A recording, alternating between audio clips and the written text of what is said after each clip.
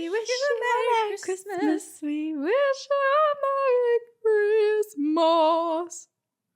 And Haunting. ooh. And a New haunting new year. Whoa, God, where was that? What was that? Did I ever tell you, when I was in choir in high school, for some reason, my name in the like pamphlet or in whatever it's called, the playbill of sorts, I was listed in the like baritones section. You were? Yeah. That's I was so like, funny. I'm an alto, but I guess I dabble in the baritone. Dabble in the baritone. I know, because I don't feel like your voice is that deep. Maybe it was deep It's in not. comparison to everybody else at the time. I think it was a total accident, but it is a funny accident. Oh, that is nice Yeah. and deep and low over here at Two Girls, Yes. One Ghost. Yes, we lull you to sleep. But hello. Hello, are you gonna whisper Two Girls, One Ghost? Oh, yeah, it just, we've been really bad at this lately. Two girls, one ghost. It just wasn't the way we traditionally do it, and, what is tradition anyway? Sorry, let's do it again. This is Two Girls, One Ghost. Two girls, one ghost. And we are your ghostesses. That is Corinne, and I am Hello. Sabrina. And this is our holiday encounters episode, where we read stories from you to you Mm-hmm. about the holidays specifically. Yeah. I feel like I often tell you to go first, so would you like me to go first? Yes, I would like that. Okay. So this is from our listener, Kate, and it is called Heartwarming Story for You to Tell Around Christmas. And also, can I just say, I know we've talked about this a lot, but there used to be this beautiful tradition of telling ghost stories on Christmas and around the holidays. Yes. And every year I say, let's bring it back. So this is my call to action for everyone. Bring it back, tell ghost stories, play our podcast at Christmas dinner or New Year's Eve, whatever it may be. And When you road trip, when you fly, whatever Yeah. you're doing. and ask all of your loved ones, your friends, your family, the strangers at the bus stop, the The strangers people on the who plane, go through the drive-through window while you're Yes. working on Christmas Day. the TSA agents when you're at the airport. Ask them for their ghost stories Mm-hmm. and then tell them to us. Yes. That's the second part. That's very important. Yes. If you don't do that part, then forget about it. Don't even bother doing the other part. Okay. Hi, ladies. I just recently started your podcast and have been listening at double speed to catch up. I know you get a ton of emails, so I wanted to send this early so you might have time to read it around Christmas time. Anyway, I just got to your 14th Encounters episode, the one where her sister was playing Slide by the Goo Goo Dolls, and it reminded me of a musical message that I received myself. My grandpa passed away in May of 2017. He was always so kind to me, and he loved Burl Ives. The first Christmas after he passed, I was working retail at Kirkland's, which was a nightmare in and of itself, but I digress. Mhm. One thing to note is that Kirkland's had a playlist that was turned on in the morning and played through every single day. It was always the same songs in the same order, and then when the Christmas playlist was on, it was no different. It never changed. It was the exact same songs in the same order every day. I was on the morning shift, and the time had just turned 11:11, which prompted a conversation between me and my manager, Tia, about how that means that angels are with us. The song changed immediately, and the song Silver and Gold filled the store. Tears came to my eyes immediately because that was my grandpa's favorite song. I worked that shift and others the rest of the season, and that song never played again. So I think Whoa. it was my grandpa reaching out to me, and to this day I cry whenever I hear Silver and Gold. I love your podcast. I'm excited to catch up on the rest of the episodes. Thanks for creating a space to share these stories. I have more that are spookier, but I'll send those in at another point. Keep up the great work, Kate. Wow. Wow. Oh my gosh, how beautiful. Especially too know. like, around the holidays and being so stressed out at the job and like working in retail too. Freaking sucks. Yeah. During Yep. holidays, probably always, but during the holidays especially. So that's so sweet to just have have such a clear sign Mm-hmm. from your loved one. Yeah. I agree. And it's like, it's one thing to be at work and hear a song that has never played on that playlist before and know that it's your grandfather's favorite Christmas song. But it's another for it to happen at the exact time, 11:11, when you're having a conversation with someone specifically about how that means a spirit or spirits are with you. And then Right. for the song to change into like it I is know. it's more than just one of those. It was all of those. So there's That does to make me me it's like wonder. yeah. It makes me wonder if spirits are like, we've talked about this before in the past, where it's like, when you cross over, do you just know everything that's going to happen in the future? Because if so, that makes sense. Where her grandfather's like, okay, I'm going to come and be at the spot at this exact time because I know that she's going to mention or have a conversation Right. surrounding this. So that's my opportunity to jump in.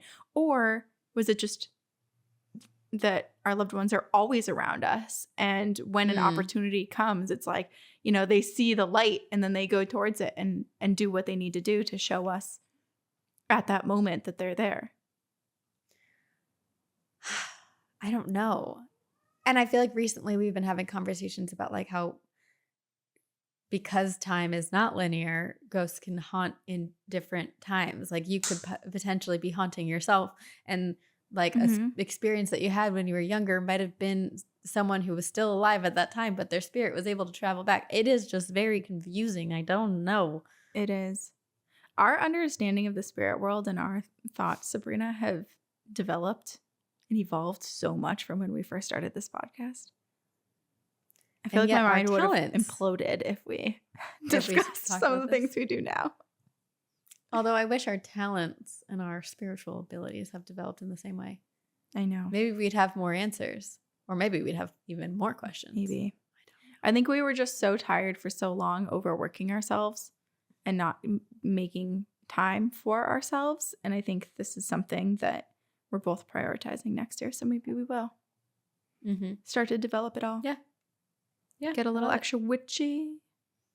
Yeah. As you said that, the lighting in here changed. It's And yours, I know. gotten Both of it, darker. and mine we're both glowing and lights are being weird. So this is from our listener, Anna. And I do want to give a trigger warning that it does involve descriptions of someone's body after they pass away. Oh, So, okay. given Yeah. that now. Okay, this is from Anna. My dearest ghostesses, Corinne and Sabrina, here is an endearing Christmas encounter to archive for next year. Anna sent it last year. The beginning is rocky, but I promise it has a happy-ish ending. My dad Okay. passed away on Christmas Eve of this year. He died in our home, surrounded by family. My dad was a beautiful and creative soul taken way, way too early. He was diagnosed with stage 4 melanoma in April of 2020. Impeccable timing, I Ugh. know. And his experience was sorry. horrific. I will spare you all the details because honestly, it's just absurd, but he was as stoic and strong in health as he was in sickness. My younger sister and I inherited his affinity for lucid dreaming and astral projection and sleep paralysis, if that's a skill. And I've had prophetic dreams since I was little. Usually mundane things like dreaming about the exact score that I will receive on a test that I'm getting back the next day, or those little dream coincidences that you forget about until something happens and you're like, oh, this was totally in my dream last night. Once I had a super realistic dream that my face was swollen, and the next day I went to visit my dad when he was sick and his face was swollen. There were lots of connections like this throughout his battle with cancer, and I believe that we are traveling souls. One night, I took him to the ER and the doctors asked my relation to him. I replied, daughter. And my dad looked at me and said, you're not my daughter, you're my sister. At this point, he was pretty out of it, but I'm taking that as a sign because he did not have any sisters in this lifetime. Oh my gosh. I know, my back just got cold. Woo! Anyways. Oh my gosh. My dad went to the hospital for the last time on my birthday, December 19th. and he came home for hospice the afternoon of December 23rd. He was at home for just 12 hours before he passed. At the Oh, end, but he I'm was glad pretty he was jacked up on. home. Yeah, I know, right? He did get to go home, especially during the holidays too, where it's like being with your family and being in the warmth when you're in that situation is, I'm sure, felt good Yeah. despite all the pain. At the end, he was pretty jacked up on morphine and largely unresponsive, and I don't think he closed his eyes for the last 5 days before he died. We had to put cream on them to keep him comfortable and use a sponge at the end of a stick to wet his lips and tongue because he couldn't Oh. swallow and his mouth was just so dry. Sometimes we would peel an orange and rub a section on his lips so that he could taste something nice. Needless to say, the word comfort has taken on a whole new meaning for me, and I hate it. Mm. The night he came home to die, I was worried that I wouldn't know when it was going to happen. But in the moments before his death, his breathing changed, his eyes got wide. He was looking around the room and gulping for air like a fish out of water. The breaths leading up to his passing were super far apart and strained. Finally, he took his last breath. I didn't know that death could be so painful, and he looked so scared and upset when it was happening. After he took his last breath, I was in shock, and my sister and my mom were crying and hugging each other as I sat and I stared at him. Then all of a sudden, it looked as if a fly sort of flew out from his head and up towards the ceiling. Trailing the fly was a trickle of something shimmery and dark like an ocean at night. I didn't really understand what I was seeing, but it was so clearly not of this earth. In the way that things look when you can't believe your own eyes, the image was like a hologram or bad CGI, just uncanny valley vibes. Several days later, I went online to look into what people have seen when they witness a death, and this described it perfectly. Shimmering water in reverse going up to the ceiling. And looked like water flowing upward. Oh, I just got chills. I know.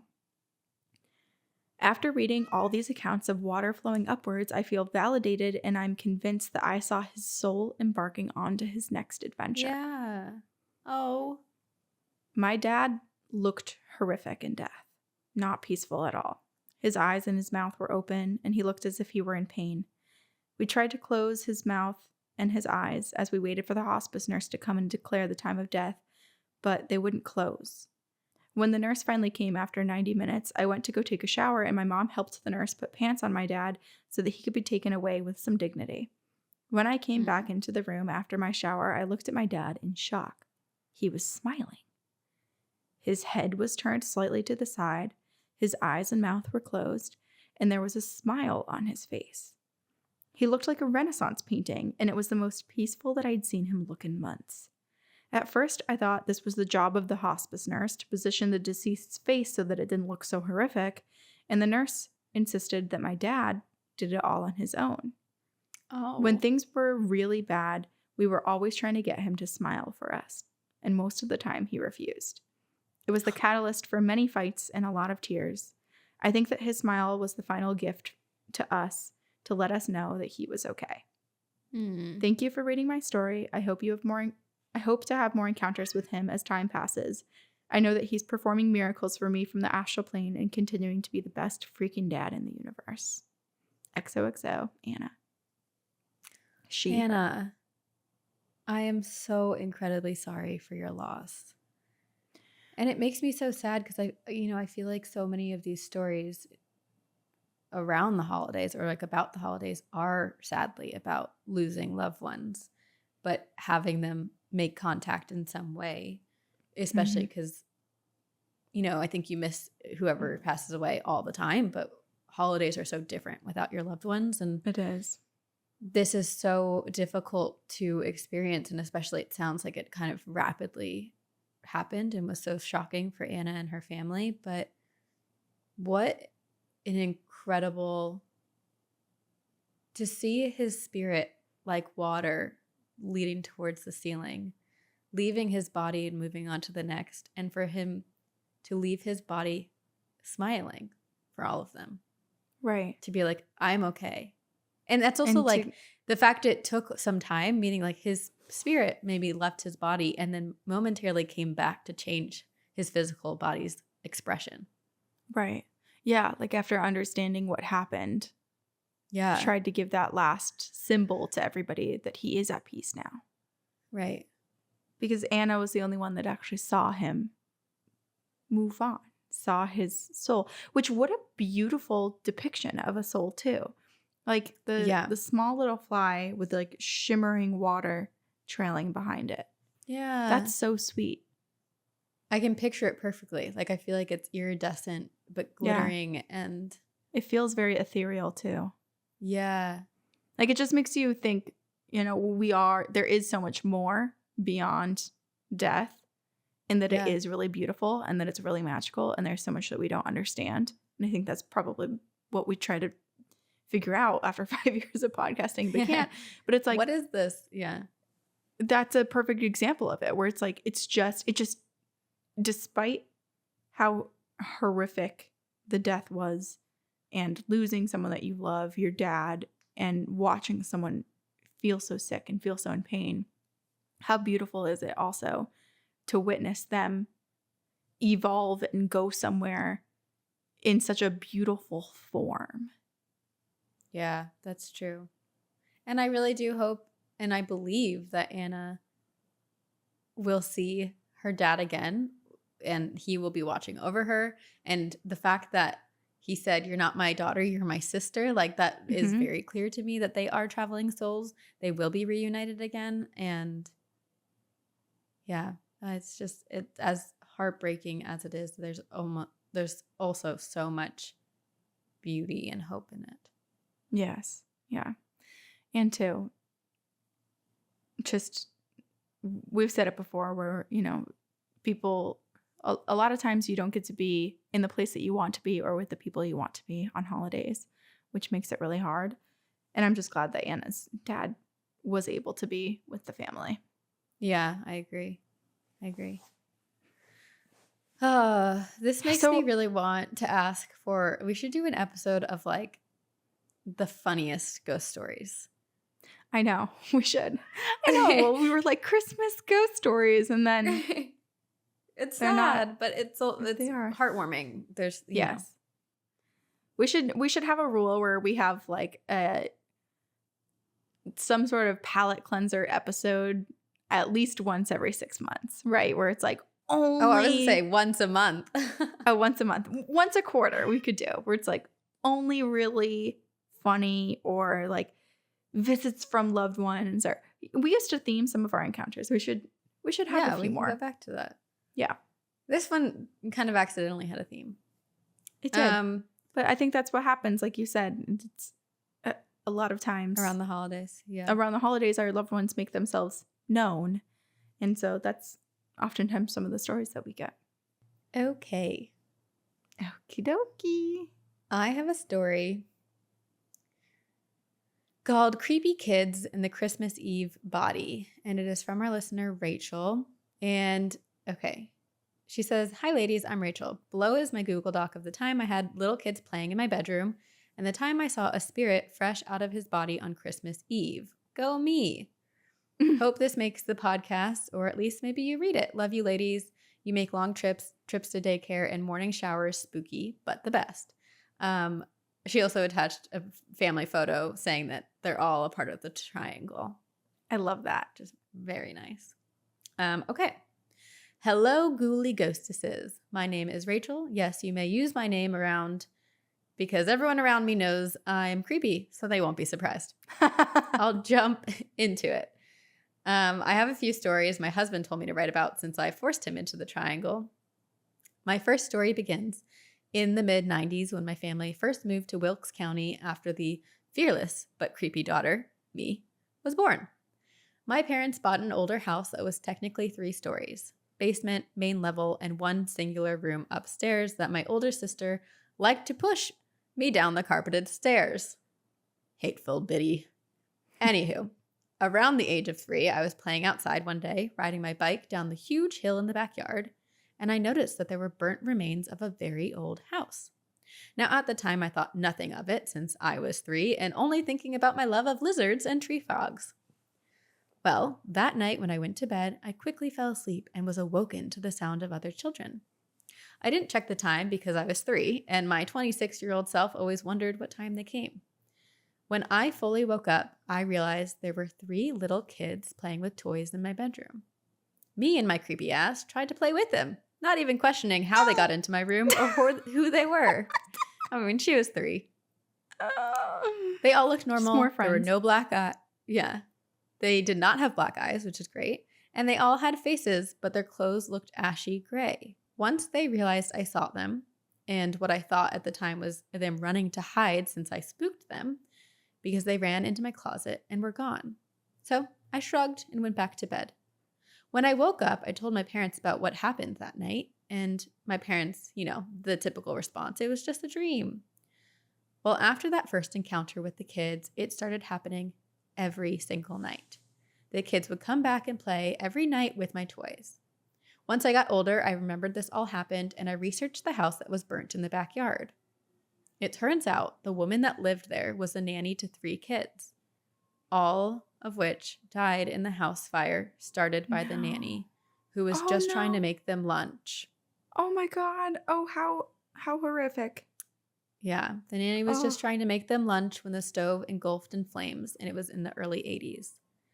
One night, my mom slept with me after my nanny had passed away in 2002, and she was awoken to a glowing white orb sitting on my window sill that she swears she saw my nanny's face in. Which leads me to my next story. The Christmas Eve body. It was Christmas Eve of 2002, the first Christmas without my nanny.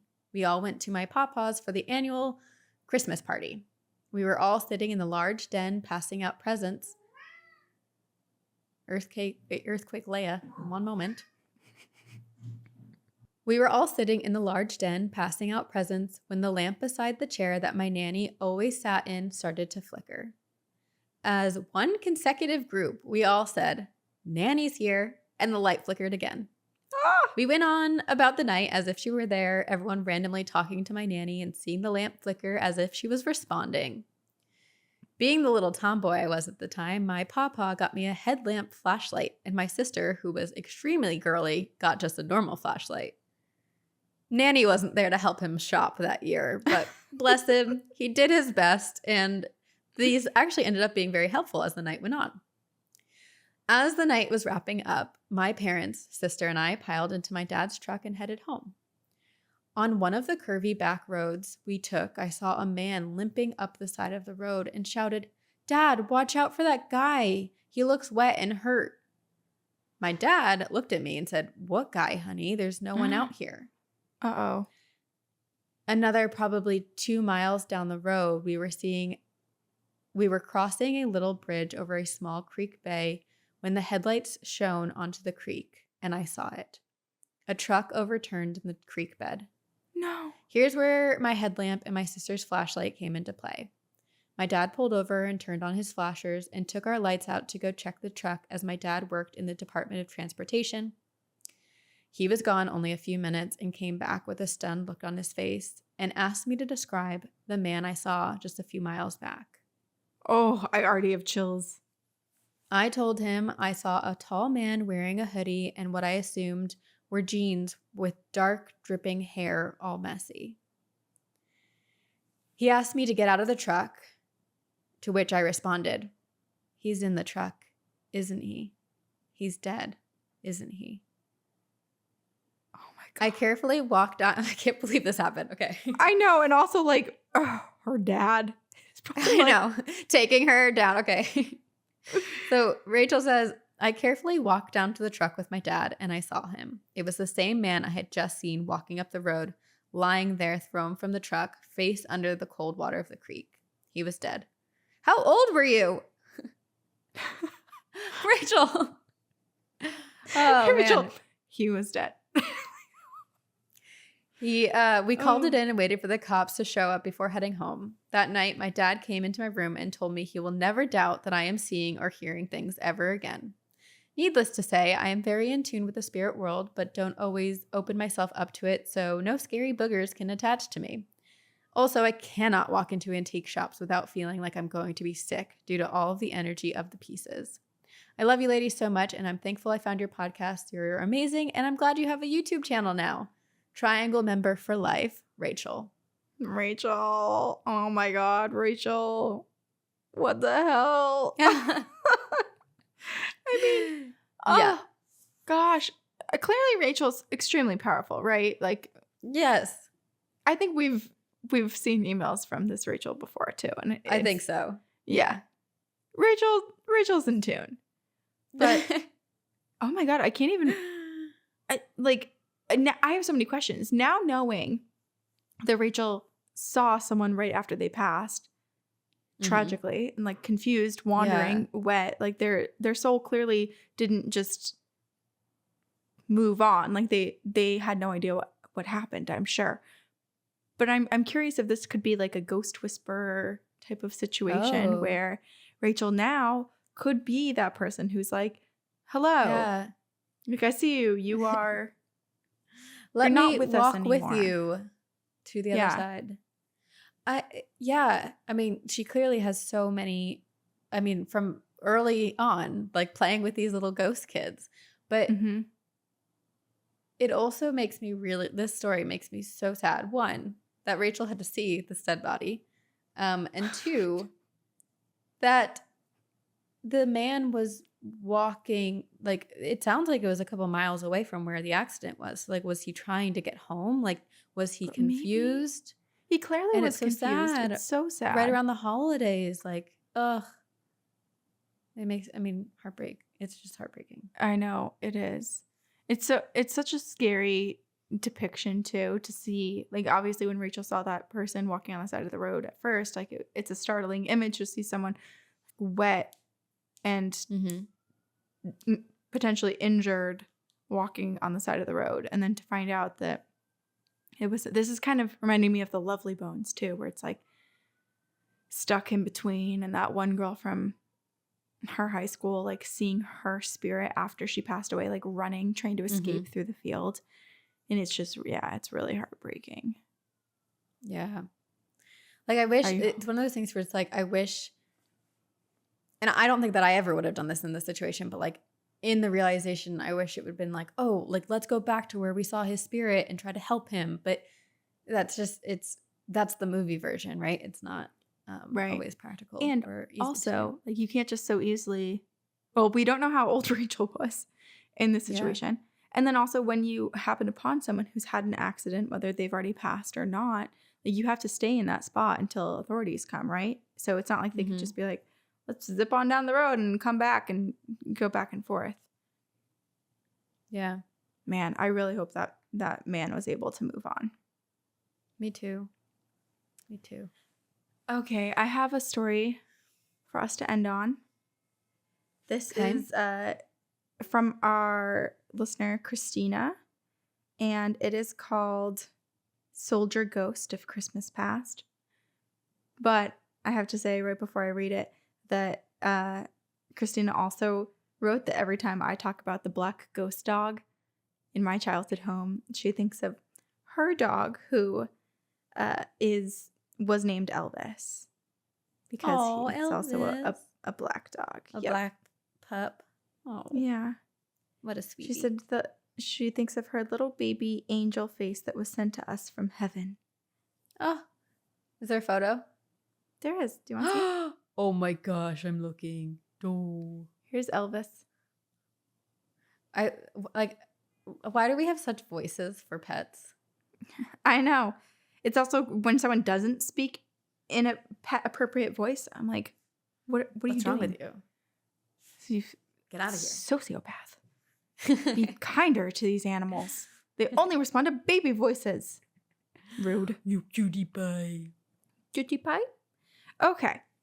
Gather round, get warm and cozy, and I'll tell you the story of the soldier ghost of Christmas past. Oh, lovely. Once I feel upon like this is a time- movie. It is. I know, I wish I had a snuggly little blanket and a cup of tea. Once upon a time, when I was a younger woman, I married a poopy head. Oh. The fact of the matter was that we were both very young, and he probably had some undiagnosed mental illnesses, but nevertheless, our marriage ended. This is a ghost story, not a true crime story today, so I won't go into details. Just know it was good that it was over. Although my freedom from this poopy head was wonderful, I couldn't help but feel a little lonely my first Christmas unmarried.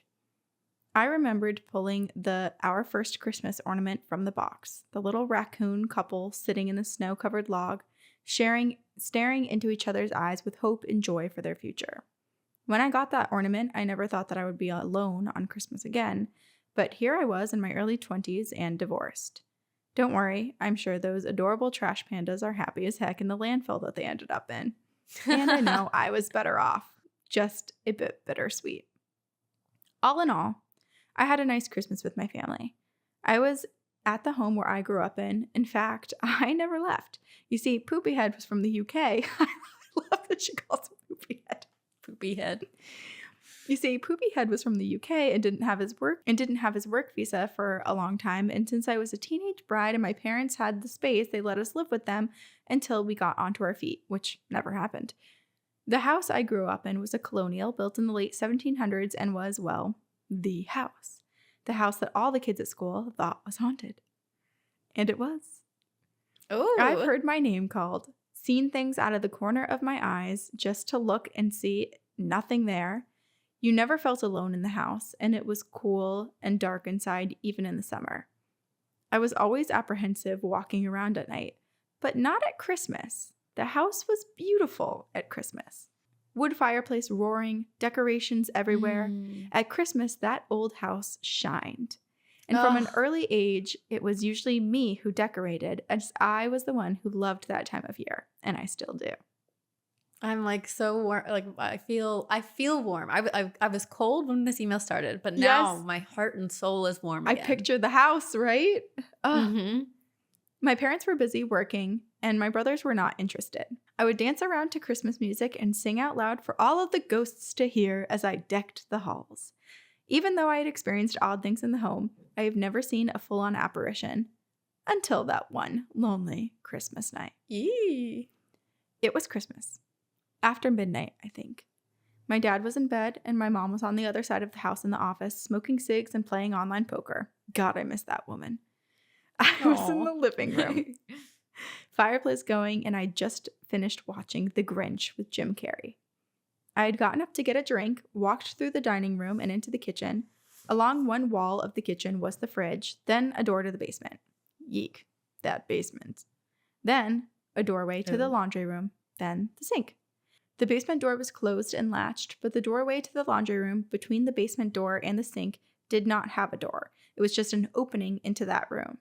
At one point in the house's history, that room was actually a screened-in porch. It had windows all along the walls and a glass window door that was sealed off. So it was once a glass door, now a floor-to-almost-ceiling window. We didn't have a fancy dancing fridge that makes ice, and I knew if I didn't refill the ice tray that I might not make it into the new year, as it was one of my mom's few pet peeves. Walking along the previously described wall, from the fridge to the sink and passing the open doorway to the laundry room, when I stopped in my tracks. I saw something out of the corner of my eye, and my ghost hunting ass has been trying to catch something for years now. I would always whip my head around to look, but there wasn't ever anything to see until that night. There, in the pale light, in front of the window door, about 12 feet from me, was a soldier. Or should I say, a uniform. His face was shadowed by his hat so I couldn't see it. His hands and legs from the knees down faded away. He was probably about 5'10", with broad shoulders, all gray and kind of glowing, like he emanated his own light. Shit! Oh. That wasn't cool, I yelled out loud as I dashed back the way I came, empty ice tray in tow. Actually, that was very cool. You just startled me, I said, peeking back around the doorframe to see if he was still there, but he was gone. Adrenaline pumping, I wasn't sure what I should do next. I wanted to run to my mom, but I would have to go through the laundry room and right past where I just seen this ghost. I paced around the kitchen for a minute, excited and a little nervous, and then I made a run for it. As I passed the spot where he had been, I squealed, "Excuse me," as to not be rude, knowing full well he could still be there, but I just couldn't see him. And then I burst into the office to tell my tale for the very first time. "What? No! Why are you telling me this? I have to sleep down here tonight," is what I remember from her reaction. My parents' bedroom was on the first floor and only a short hallway away from where I saw my visitor. When I was younger, she told me that ghosts aren't real, but confessed to me once when I was older that she tells herself that they aren't real so that she can sleep at night. Oh, that's what most people who say they don't believe in ghosts are probably doing. Exactly. The next day, with the urging of my dad, I looked up soldier uniforms. I knew it was a Civil War uniform, which I found to be odd since we were in New York, but battles were fought above the Mason-Dixon, so maybe not so odd. I found out that he was a pretty high rank from the details that I remembered from his jacket, but his hat was of lower rank. Through more research, I found out that clothing and other supplies were scarce and soldiers wore what they could find, especially towards the end of the war. It was certainly an experience I will never forget. The details have blurred a little bit over the years, but one thing has stuck with me, and that is the feeling that I had after I saw him. I wasn't scared. I was excited and curious. I'm always looking for a meaning in everything that happens.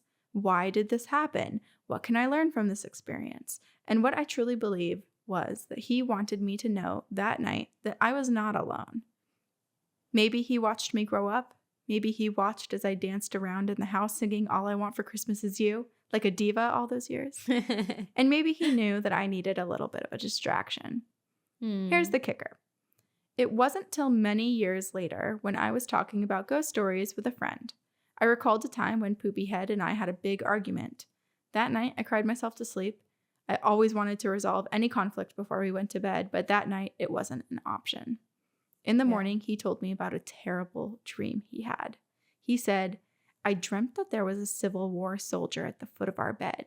He wanted me to wake up and look at him so he could scare me." Oh my gosh. That dream happened at least 2 years before I saw the soldier in the house on Christmas night.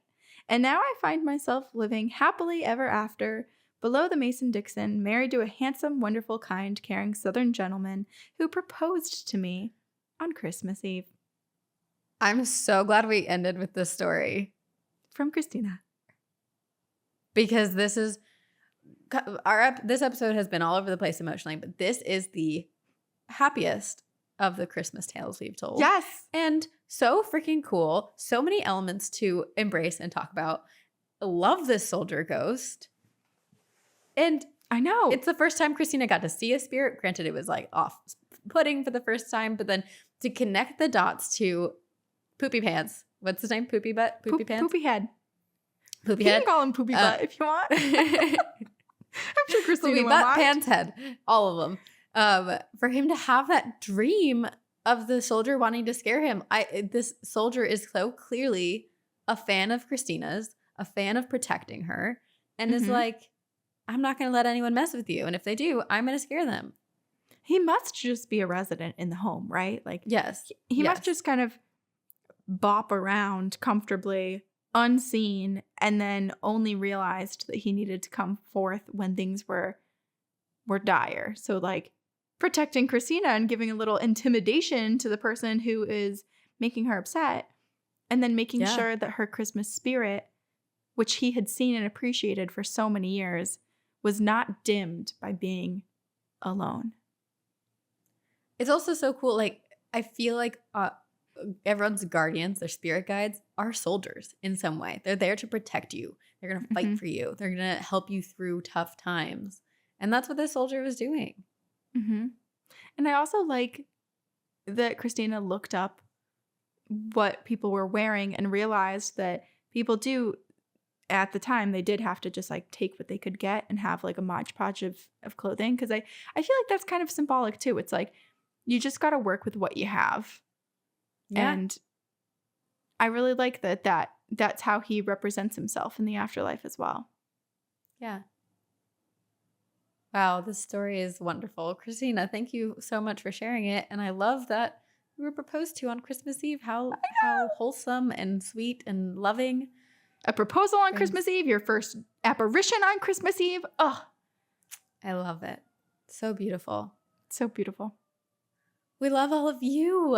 We love all of your ghost stories, and we know that some of them can be heartbreaking and then turn into heartwarming things. Some of them can be funny, but we're just really grateful that you feel comfortable enough to share them with us and share them with the rest of our listeners, our phantoms, and know that you are being supported and loved and cared for by so many people. And maybe you don't get to see all of us, but the energy is very, very palpable. We do hope you have a wonderful holiday season. Yes.